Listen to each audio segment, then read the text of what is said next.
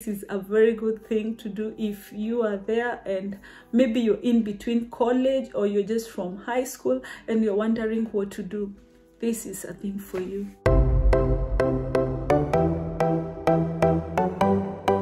Hi guys, welcome to this channel. My name is Koi Mwangibion. How many of you have tried many ways of moving abroad and failed? On this video, I have illustrated the way and the procedures of which you can relocate abroad.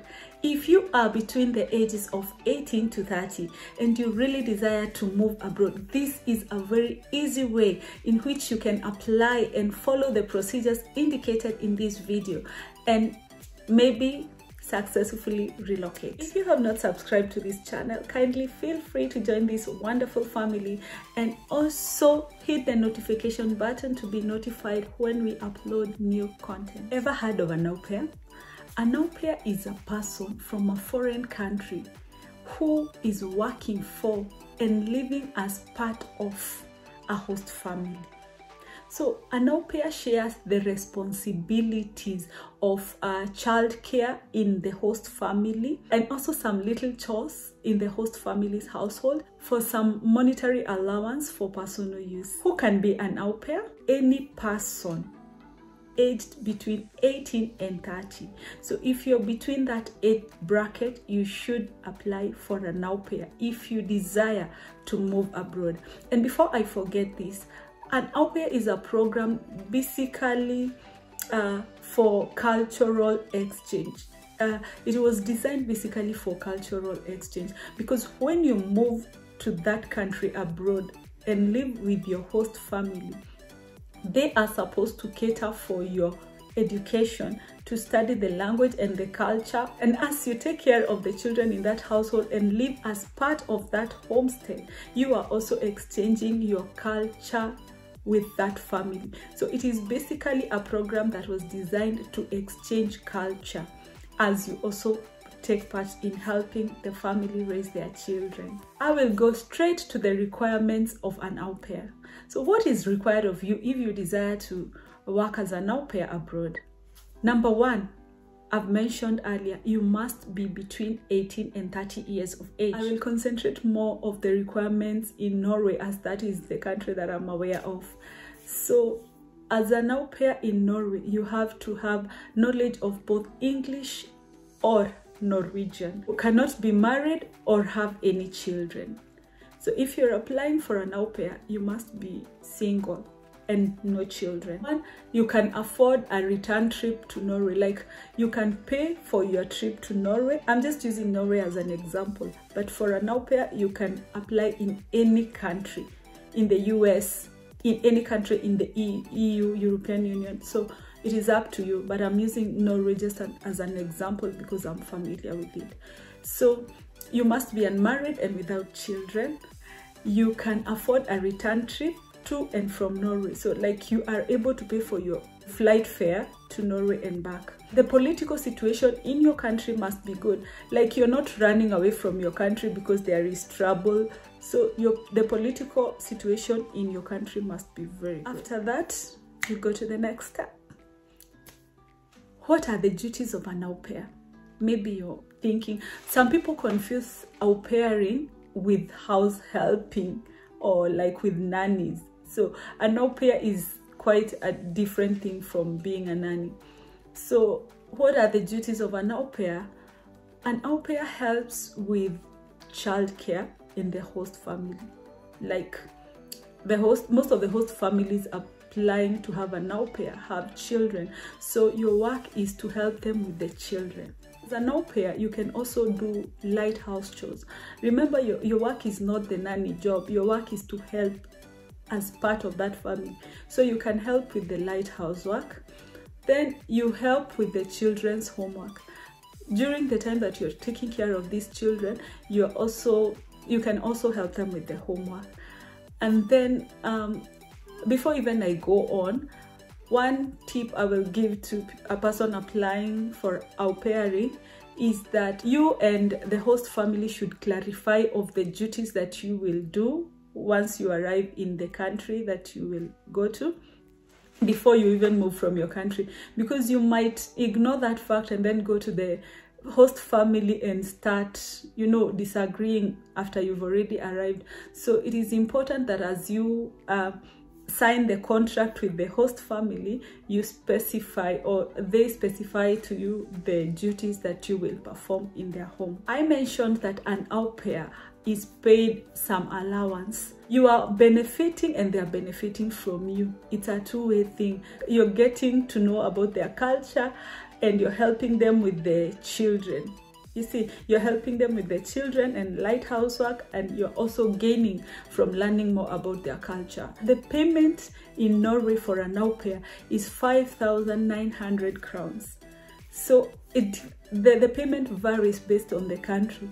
So I think if you're applying for an au pair, maybe in Germany or in Sweden or in Denmark, no matter the country, you can Google in their website and get to know how much they pay their au pairs. In Norway, if you want to confirm this amount, the 5,900 crowns, you can go to the UDI page, ODI, and there you will get to see how much they pay the au pair. So this pocket money is also paid in holidays and in sick days, because as an au pair, you are also allowed to have holidays and also take sick days if you don't feel well.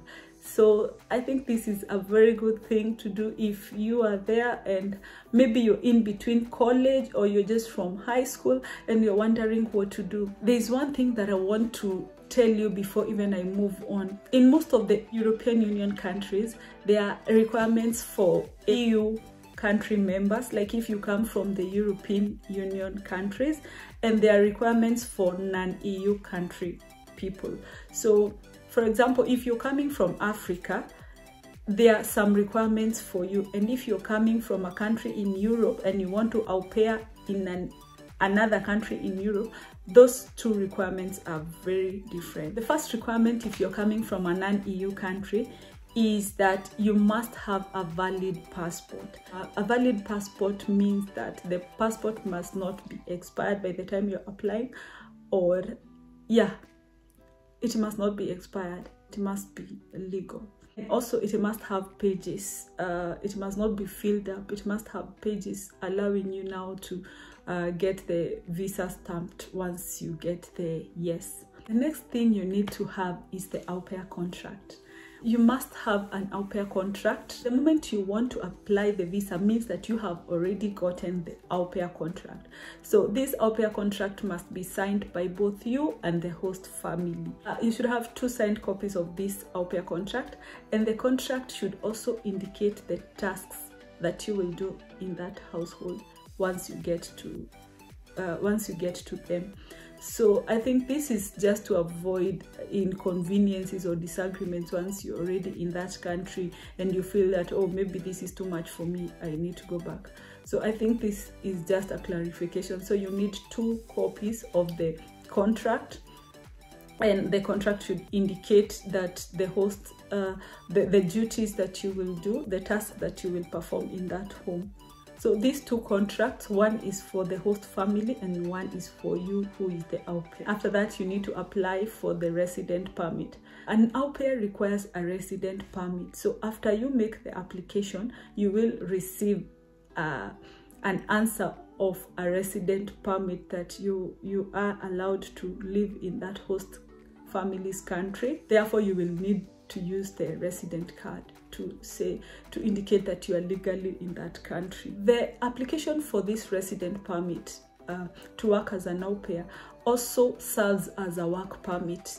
So if you're applying for that, it is also referred to as a work permit to go and work, but this time as an au pair. What documents do you need? Was the valid passport that we talked about.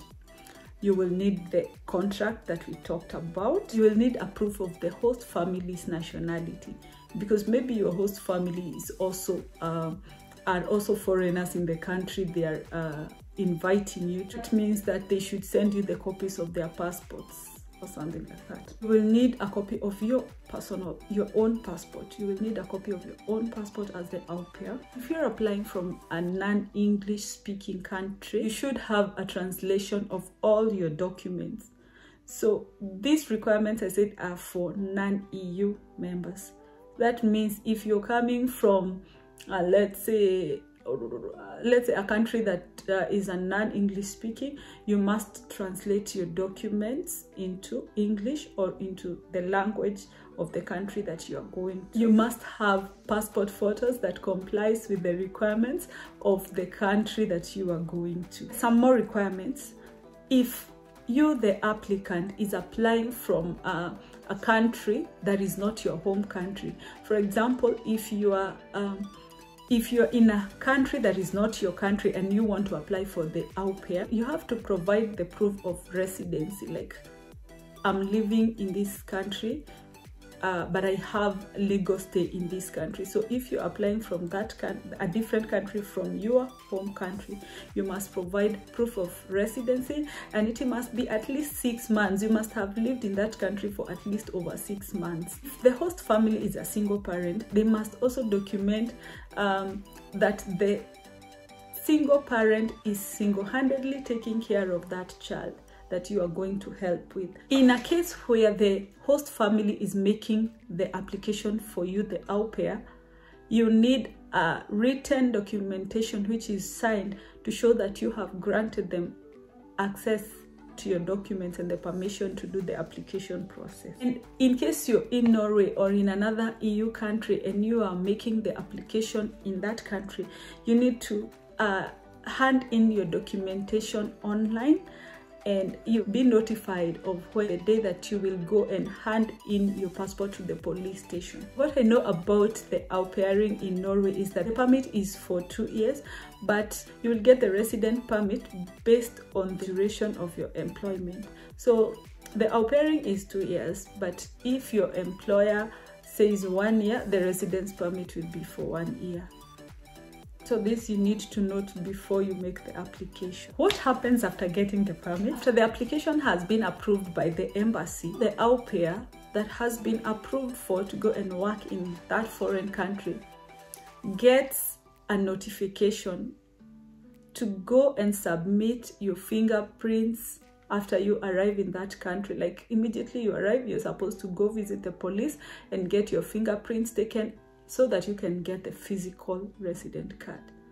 Remember, you just got the visa to arrive in this country, but now after you arrive in this country, you need the resident card in order to continue living legally in that country. You're AuPairing in Norway and you're not from an European Union country, you need to have a tuberculosis test done to you, and this will be taken care of by your host family. That means they will pay for that test for you, because you're going to live with them, and that one has to be immediately you arrive. That is if you are not in your country is not a member of the EU. So in that case you need to go and have a TB test done before even you interact so much with the children. The host family should provide you, the AuPair, with the opportunity to attend a Norwegian course, or the language course for the country that you are AuPairing. You need to learn the language, because remember, it's like a cultural exchange. It's like you're learning their culture, their language, as you help them with work with their children in return. You're supposed to have these language classes, but the host family will be in charge of paying for these courses. So you, as the AuPair, the money that you receive from your host family is your pocket money. It is not to pay for the school and all things. No, it is your pocket money, like money to sustain you. The host family pays for the language course, the transport, and all the materials that you will need to use as you are attending these language classes. The host family pays for your medical needs. In case you get ill, they will pay for your hospital. They are also supposed to provide food for you and a roof over your head, like a room for you to sleep. Like, you're supposed to access these things when you're working as an AuPair. The AuPair pays for your coming to Norway or to any other country to join your host family, but they pay for your return. But this is only when you finished the contract, and it is when you have finished the contract and going back to your home country. So in case you finish the au pairing contract with this host family and you want to change families, or if you want to move to another family or to change families in between, you are responsible for your own fares. An au pair works for 30 hours a week approximately, and only 5 days a week. So an au pair is entitled to some days off. An au pair works for 30 hours a week and 5 hours a day. So it is up to you to make sure that all this is included in your contract before you move. The host family is supposed to pay for your insurance as an au pair. They should cover your insurance expenses as you're living with them. You have your freedom in between. Your work is to communicate with your host family and make sure you're in agreement. Some of you are wondering by now, how can I get a host family? I will leave some links in the description box for you to know the websites that you will go to in order to apply for the au pairing. So in case you're dreaming of doing this, make sure you visit the description box down there and get to know all these websites that can help you to acquire that au pairing job. There are so many, and this au pairing should not be limited to one country. You can au pair in the US, Canada, UK, all the countries in Europe. There is so many countries that you can find out on the net and make the application. And I have seen so many people succeed in this, and you will also succeed. So start doing it if it's something for you, and all the best. If it was something for you, make that application. Gather those papers, get those websites, get a host family, and go ye to the world. Subscribe if you have not. Hit the notification button to be notified of any other new video. Thank you so much. Until the next video, have a wonderful, wonderful time. Goodbye.